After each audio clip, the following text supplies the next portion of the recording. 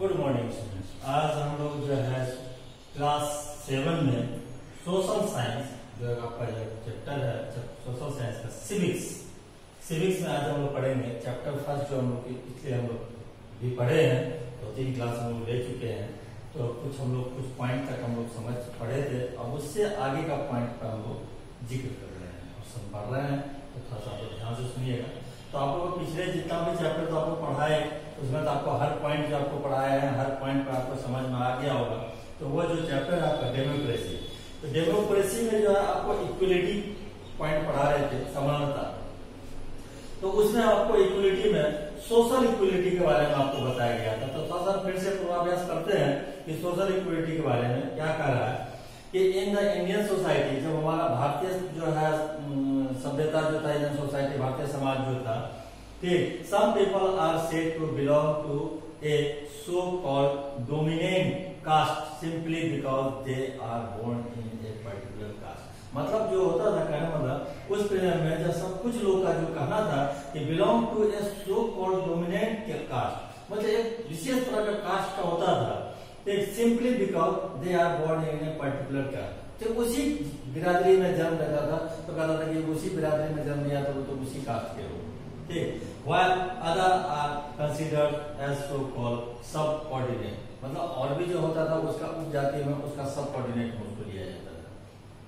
In order to solve such problem, we need to root out old prejudices, मतलब हम लोग इससे पूर्वाग्रह से हम लोग जो हमारा जो क्षति हुआ, जो पर्व में जो हमारा जातिवाद भेदभाव का हम लोग जो शिकार होते चलते आ रहे थे, जो पूर्वाग्रह में जो हम लोग का क्षति हुआ, उसका एक पार्ट है, पार्ट फ्रॉम कॉन्स्टिट्यूशनल प्रोविजंस, हमारा भारतीय संविधान में उसको भी अपनाया गया और उस पर भी विचार किया गया।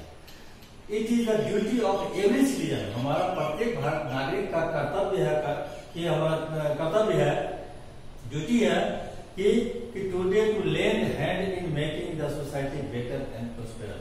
हमारा जो है काम है, हमारा कर्म है, और हमारा जो है कर्म का कहता हमारा जो है ये हम लोगों का ये कर्तव्य बनता है कि हम अपने समाज का निर्माण जो है वो अच्छे ढंग से करें और सभ्य तरीके से हम लोग बने। अब कहता है पॉलिटिकल इक्वलिटी के ऊपर क्या फर्क पड़ा। Political equality the constitution state that all Indian citizen have equal political right. हर भारतीय संविधान के अंतर्गत में ऐसा रूल बनाया गया, ऐसा चीज को पॉइंट पर जिक्र किया गया जिसमें कहा गया कि हर नागरिक को समान अधिकार देने की बात कही गई। In this light, the Constitution lays down many prosperous to problem political equality among all. These are बहुत सारा ऐसा प्रॉब्लम क्रिएट हुआ जिसको कि लिया गया और उसका विचार विमर्श करके उसको संविधान में लिया गया। कहता universal adult franchise is given to all the adult citizen who have attained the age of 18 year. क्या किया गया? जिसकी उम्र 18 साल है पूर्ण गया है उसको इंडियन सिटीजन के रूप में उसको मान्यता मिला और उसका एक पहचान पत्र के रूप में पहचान दिया गया in India without any discrimination based on caste, creed, sex, a. मतलब आप लोग का जब कोई पहचान बना, चाहे वो आधार हो, चाहे वो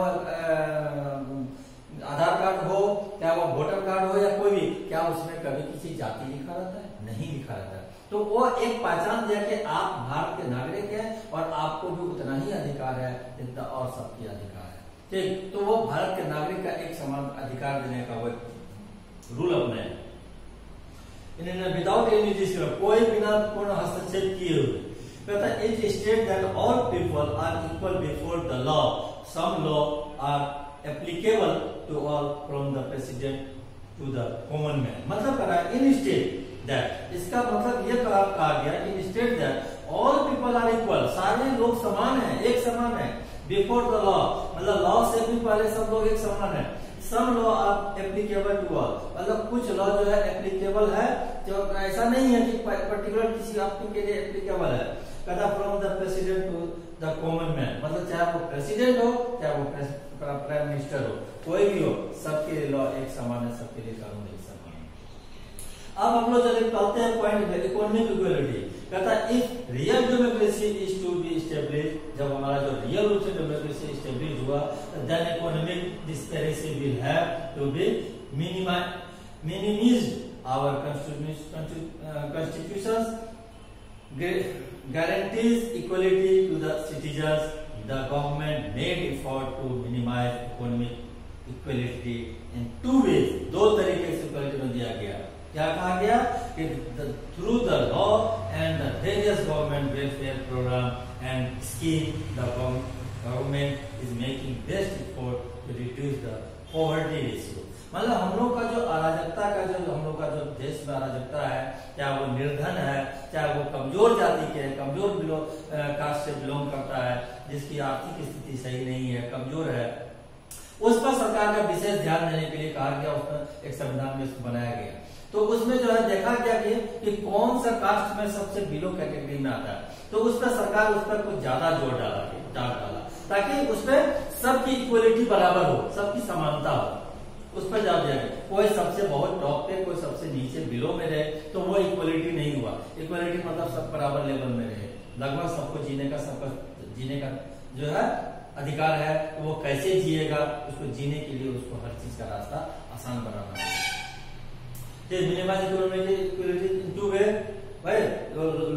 लॉ बनाया and the various government welfare programme and scheme the government is making best effort to reduce the burden. मतलब हमारा जो है इसको कम करने के लिए, आर्थिक रूप से जो तंग से जूझ रहा है उसको कम करने के लिए, उसकी आर्थिक स्थिति को मजबूत करने के लिए, यानी उसकी दरिद्रता को कम करने के लिए कुछ लॉ बनाया गया, संविधान बनाया गया।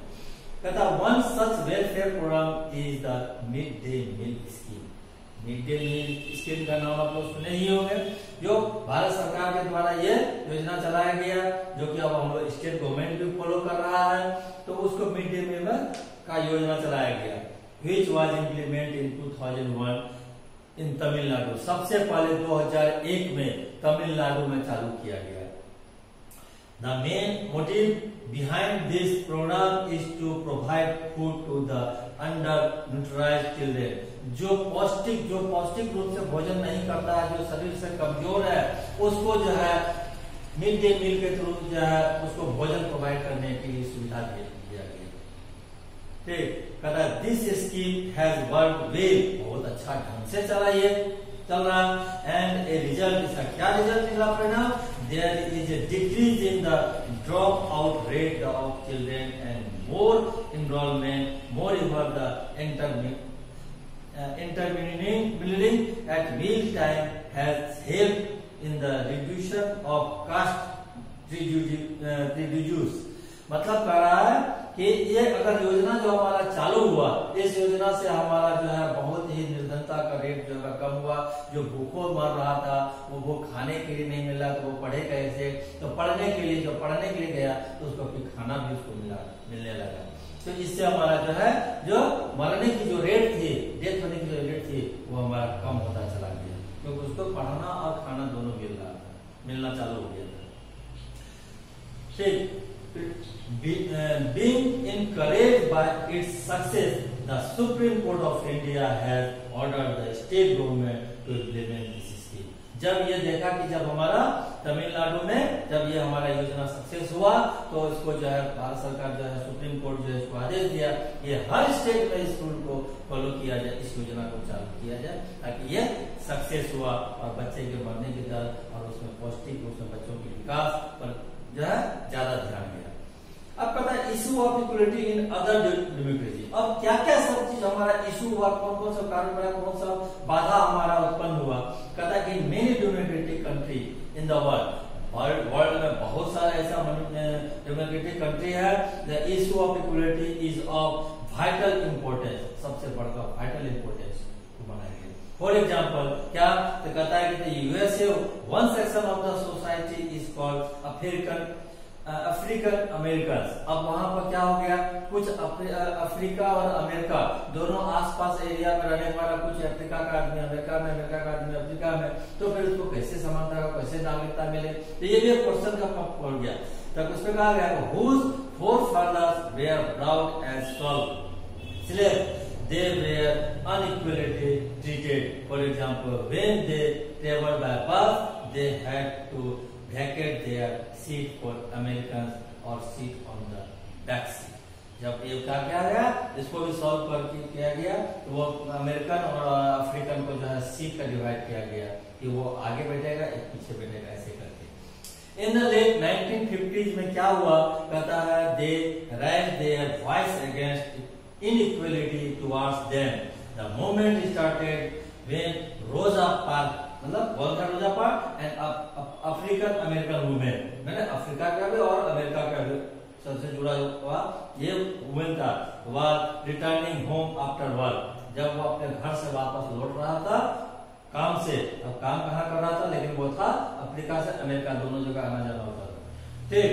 Returning home after work in the course of her journey back home the exhausted lady occupied A seat on A birth. वो देखा कि जब ऐसा रूल बना तो उसको एक सीट उसके लिए स्पेशली रिजर्व रखा गया, तो उस औरत को आना, उस लेडी को आने जाने के लिए ये सीट रिजर्व रखा गया, ठीक। कहता ए व्हाइट मैन आज, एक गोरा आदमी उससे पूछा कि her to the give up her seat, अपना जो है ए व्हाइट मैन आज her to give up her seat but she refuse to do so, मतलब जैसे उसको सीट को प्रोवाइड किया गया, दिया गया, बोला गया, तो वो अपना रिफ्यूज कर दिया, मतलब रिफ्यूज कर दिया, मतलब मना कर दिया। क्यों किया? The relatively minor incident triggered a huge agitation against the unequal treatment meted to the African American. मतलब कहा गया कि जो कि उसको ये चीज समझ में आया कि जिसकी जो आवश्यकता है, जिसको आपको वाहन की आवश्यकता, बैठने की सीट की आवश्यकता है, उसको प्रायोरिटी दिया जाए, तो वह अपने आप को उसको छोड़कर नहीं लिया। उसके बाद कहता है this agitation spread like wild fire and was later known as the civil right movement. फिर उसके बाद क्या आया, सिविल राइट मूवमेंट का आगाज हुआ, ठीक। सिविल राइट मतलब सामाजिक अधिकार का आंदोलन शुरू हुआ इन वर्ल्ड हिस्ट्री में, अर्थात as a result the civil right act of 1964 was pass. फिर क्या हुआ, 1964 में एक ये एक्ट बना, कानून बना और वो पास हुआ संविधान में। This act prohibited the discrimination on the basis of race, religion, किस किस बेस पर प्रावधान दिया गया, ध्यान दिया गया, तो रेस पे, रिलीजन पे, बर्थ ऑफ ओरिजिन, किस जगह पर उसका जन्म हुआ, but the long period of inequality and neglect has taken its toll. Today the American and African country, जो अमेरिकन और अफ्रीकन कंट्री से जुड़ा हुआ, दोनों कंट्री से जुड़ा हुआ जो मेंबर है American country, continue to enjoy equal status and liberty in the country. Despite this, the majority of poor people are still from the American Africa।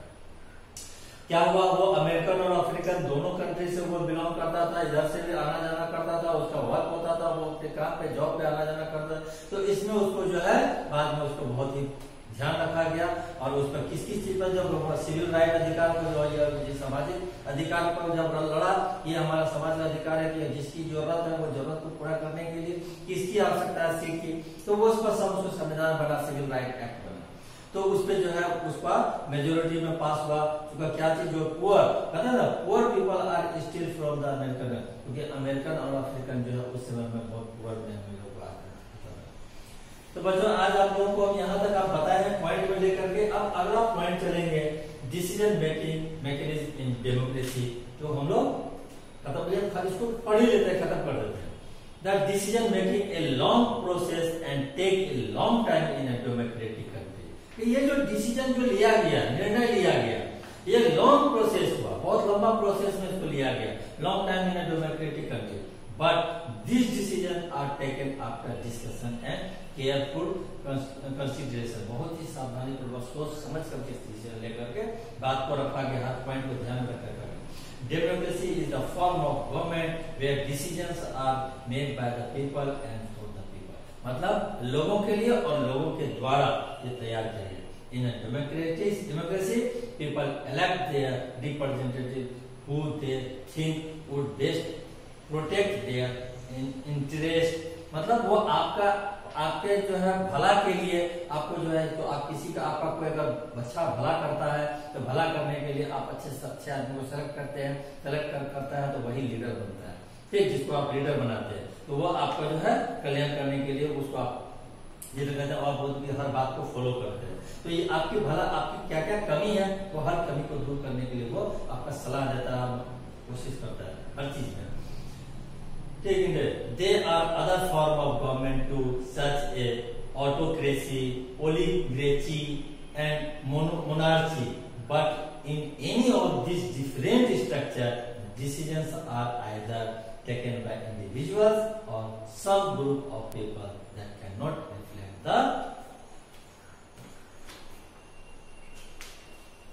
reflect the aspiration of all the citizens. मतलब यही चीज जो अभी आप लोगों को बताया गया। Hence it is also argued that democracy ensures the decisions reflect the opinions of the majority.